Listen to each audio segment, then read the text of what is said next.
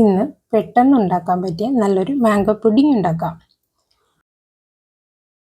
അതിനായി നല്ലതുപോലെ പഴുത്ത 2 മാങ്ങ എടുത്തിട്ടുണ്ട്. ഇതിനി കട്ട് ചെയ്തെടുക്കാം.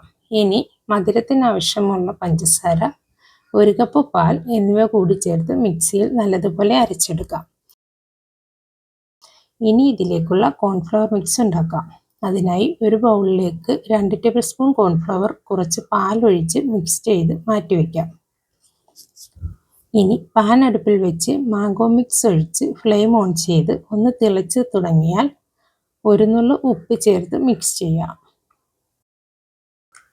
ഇത് നന്നായി ഇളക്കി എടുത്തു വെച്ചിരിക്കുന്ന കോൺഫ്ലവർ മിക്സ് ഒന്ന് കലക്കി ഇതിലേക്ക് ചേർക്കാം.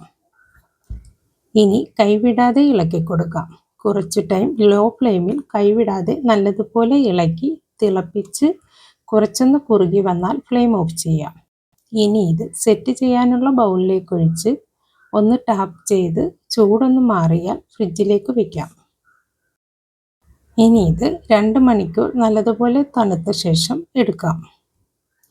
ഇത്രയേ ഉള്ളൂ. നല്ല ടേസ്റ്റിയായ മാംഗോ പുഡിംഗ് ഇവിടെ റെഡി ആയിട്ടുണ്ട്.